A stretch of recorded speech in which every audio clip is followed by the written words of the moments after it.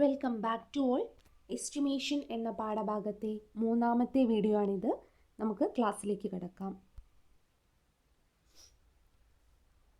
നമ്മൾ എസ്റ്റിമേറ്റിനെ രണ്ടായിട്ടാണ് തരംതിരിച്ചിട്ടുള്ളത്. റഫ് കോസ്റ്റ് എസ്റ്റിമേറ്റും ഐറ്റം റേറ്റ് എസ്റ്റിമേറ്റും. അതിൽ റഫ് കോസ്റ്റ് എസ്റ്റിമേറ്റ് അതിനെ നാലായി തരംതിരിച്ചിട്ടുണ്ട്. അത് പ്രിലിമിനറി എസ്റ്റിമേറ്റ്, അല്ലെങ്കിൽ അപ്രോക്സിമേറ്റ് എസ്റ്റിമേറ്റ്, അല്ലെങ്കിൽ അബ്സ്ട്രാക്റ്റ് എസ്റ്റിമേറ്റ്. അതാണ് ആദ്യത്തേത്. രണ്ടാമത്തേത് പ്ലെയിൻഡ് ഏരിയ എസ്റ്റിമേറ്റ്. മൂന്നാമത്തേത് ക്യൂബിക്കൽ കണ്ടൻറ്റ് എസ്റ്റിമേറ്റ്. നാലാമത്തേത് approximate quantity method estimate. Okay, ഇനി ഐറ്റം റേറ്റ് എസ്റ്റിമേറ്റിനെ ആറായിട്ടാണ് തരംതിരിച്ചിട്ടുള്ളത്. ഡീറ്റെയിൽഡ് എസ്റ്റിമേറ്റ് ആണ് ആദ്യത്തേത്. രണ്ടാമത്തേത് റിവൈസ്ഡ് എസ്റ്റിമേറ്റ് ആണ്. മൂന്നാമത്തേത് സപ്ലിമെൻ്ററി എസ്റ്റിമേറ്റ് ആണ്. നാലാമത്തേത് സപ്ലിമെൻ്ററി ആൻഡ് റിവൈസ്ഡ് എസ്റ്റിമേറ്റ്. അഞ്ചാമത്തേത് ആനുവൽ റിപ്പയർ എസ്റ്റിമേറ്റ്. ആറാമത്തേത് extension and improvement estimate. Okay, അപ്പം ഈ ഒരു വീഡിയോയിൽ റഫ് കോസ്റ്റ് എസ്റ്റിമേറ്റിനെ കുറിച്ചാണ് നമ്മൾ പറയാൻ പോകുന്നത്. ഓക്കെ, എന്താണ് rough cost estimate? The estimate prepared without going into details of different item of work. എന്താണിത് പറയുന്നത്? വിശദമായി നമ്മൾ പഠിക്കാതെ തയ്യാറാക്കുന്ന ഒരു എസ്റ്റിമേറ്റാണ് റഫ് കോസ്റ്റ് എസ്റ്റിമേറ്റ് എന്ന് പറയുന്നത്. ഇതിനെ rough order of magnitude estimate എന്നും കോൺസെപ്റ്റൽ എസ്റ്റിമേറ്റ് എന്നും വിളിക്കാറുണ്ട്. ഓക്കെ, അപ്പോൾ ഈ റഫ് കോസ്റ്റ് എസ്റ്റിമേറ്റിനെ നാലായിട്ടാണ് തരംതിരിച്ചിട്ടുള്ളതെന്ന് പറഞ്ഞു. ഏതൊക്കെയായിരുന്നു അത്? Preliminary estimate, plinth area estimate, cubic rate estimate and approximate quantity method estimate. Okay, അപ്പം നമ്മൾ ഈ റഫ് കോസ്റ്റ് എസ്റ്റിമേറ്റ് എന്ന് പറഞ്ഞാൽ ഒരു പ്രൊജക്റ്റിൻ്റെ ആരംഭത്തിൽ, നമ്മളിപ്പോൾ ഒരു വർക്ക് ഏറ്റെടുക്കുന്നതിന് മുന്നേ ആരംഭത്തിലാണ് നമ്മൾ ഈ ഒരു റഫ് കോസ്റ്റ് എസ്റ്റിമേറ്റ് തയ്യാറാക്കുന്നത്. ഒരു പ്രിലിമിനറി സർവേ ഒക്കെ നടത്തി കഴിഞ്ഞതിന് ശേഷമാണ് നമ്മൾ ഒരു റഫ് കോസ്റ്റ് എസ്റ്റിമേറ്റ് തയ്യാറാക്കുന്നത്. അതെന്തിനു വേണ്ടിയിട്ടാണ് തയ്യാറാക്കുന്നത്? അഡ്മിനിസ്ട്രേറ്റീവ് സാങ്ഷൻ കിട്ടാൻ വേണ്ടിയിട്ടാണ്, അല്ലേ? അത് നമ്മൾ പറഞ്ഞിട്ടുണ്ടായിരുന്നു. അഡ്മിനിസ്ട്രേറ്റീവ് സാങ്ഷൻ കിട്ടാൻ വേണ്ടിയിട്ടാണ് വളരെ റഫായിട്ടുള്ള എസ്റ്റിമേറ്റ് ഉണ്ടാക്കുന്നതെന്ന് പറഞ്ഞിട്ടുണ്ടായിരുന്നു. ഇനി ഇതിലെ ആദ്യത്തേതായിട്ടുള്ള പ്രിലിമിനറി എസ്റ്റിമേറ്റ്, പ്രിലിമിനറി എസ്റ്റിമേറ്റിനെ നമ്മൾ അപ്രോക്സിമേറ്റ് എസ്റ്റിമേറ്റ് എന്നും അബ്സ്ട്രാക്റ്റ് എസ്റ്റിമേറ്റ് എന്നും വിളിക്കാറുണ്ട്. ഇതിൻ്റെ പ്രത്യേകതകൾ എന്തൊക്കെയാണെന്ന് നോക്കാം. ചുരുങ്ങിയ കാലയളവിൽ ഏകദേശം ചിലവ് ലഭിക്കാനാണ് ഈ തയ്യാറാക്കിയെടുക്കുന്ന ഒരു എസ്റ്റിമേറ്റാണ് പ്രിലിമിനറി എസ്റ്റിമേറ്റ് എന്നത്. ഇതിൻ്റെ പർപ്പസ്, അതായത് ഈ ഒരു എസ്റ്റിമേറ്റ് ഞാൻ പറഞ്ഞു, ഒരു അഡ്മിനിസ്ട്രേറ്റീവ് സാങ്ഷനൊക്കെ കിട്ടാൻ വേണ്ടിയിട്ടാണ് ഈ ഒരു എസ്റ്റിമേറ്റ് തയ്യാറാക്കുന്നത്, നമുക്കറിയാം, അല്ലേ?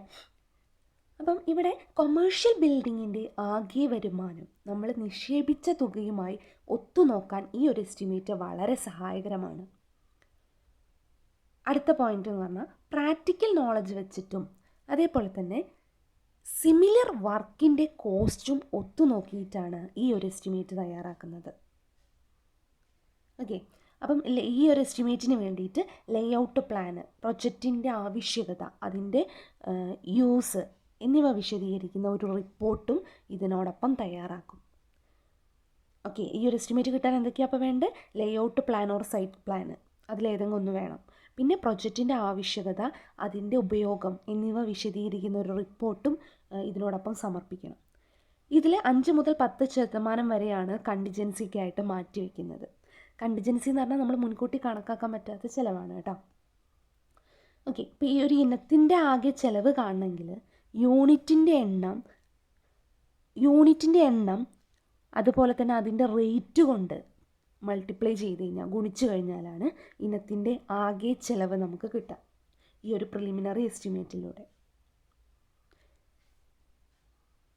ഓക്കെ, ഇനി ഒരു ഉദാഹരണമായിട്ട് പറയുകയാണെങ്കിൽ, നമ്മളിപ്പോൾ ഒരു 500 സ്റ്റുഡൻസ് പഠിക്കുന്ന സ്കൂളിന് ഒരു ഏകദേശം 25 lakhs ചിലവാണെന്ന് വിചാരിക്കാം.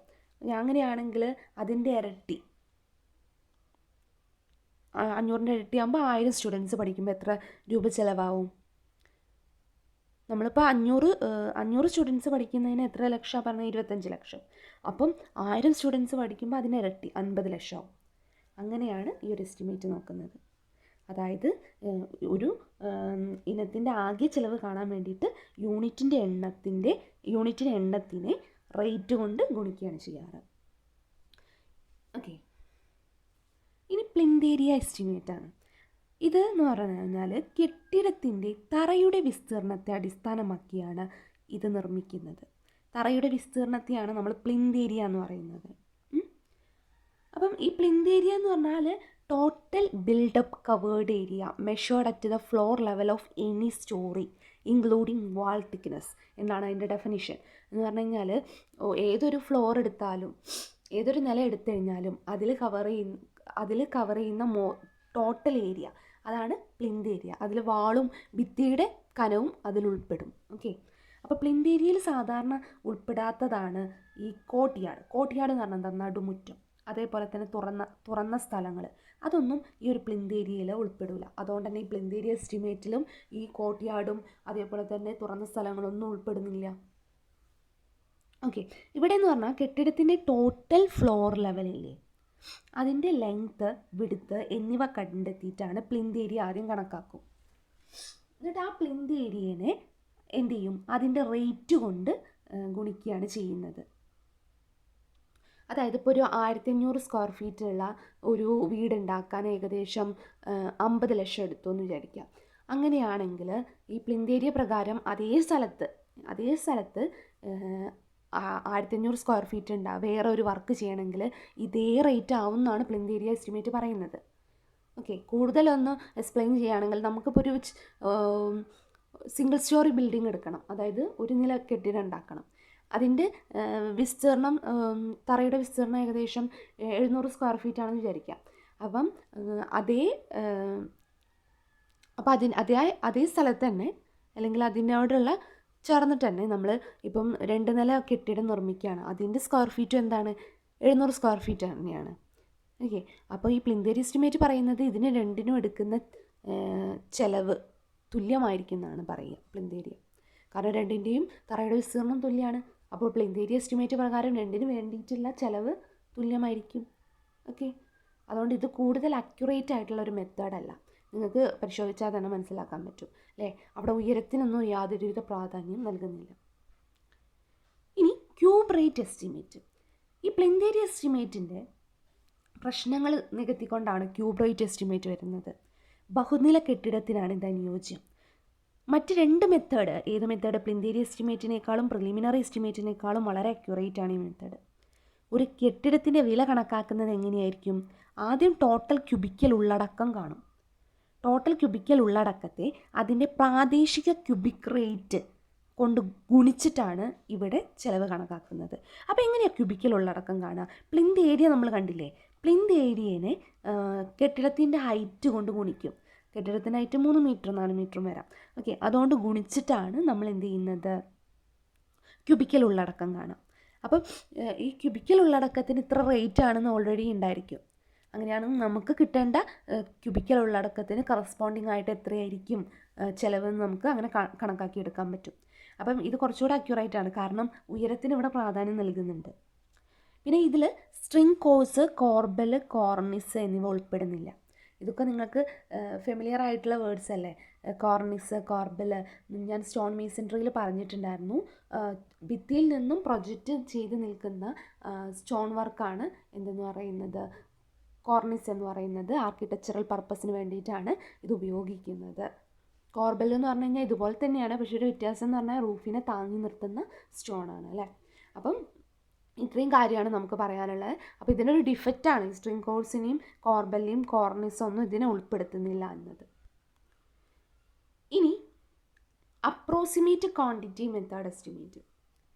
അപ്പോൾ ഇവിടെ സംഭവിക്കുന്നത് വെച്ച് കഴിഞ്ഞാൽ വാളിലെ ഏകദേശം നീളമല്ലേ, ഭിത്തിയുടെ ഏകദേശം നീളം റണ്ണിങ് മീറ്ററിൽ കണ്ടിട്ട് അതിനെ നിരക്ക് കൊണ്ട് ഗുണിച്ചു കഴിഞ്ഞാൽ അപ്രോക്സിമേറ്റ് ക്വാണ്ടിറ്റി മെത്തേഡ് എസ്റ്റിമേറ്റ് ലഭിക്കും. അപ്പം ഒരു മീറ്റർ വരെ ഒരു വാളുണ്ട്, ആ വാളിന് ഇത്ര റേറ്റാണ്. 1 മീറ്റർ വരെ വാൾ പോകണമെങ്കിൽ ഇത്ര റേറ്റാണ്.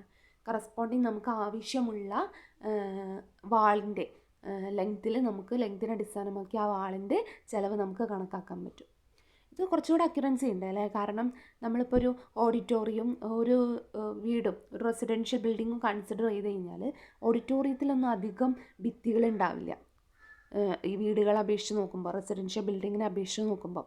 പക്ഷേ ഇതിൻ്റെ രണ്ടിൻ്റെയും ഹൈറ്റും പ്ലിന്ത് ഏരിയയും ഒക്കെ സെയിം ആണ് എങ്കിൽ ഈ ക്യൂബിക് റേറ്റ് പ്രകാരം എന്ത് ചെയ്യുക, രണ്ടിനും ഒരേ ചിലവ് വരും എന്നാണ് പറയാം.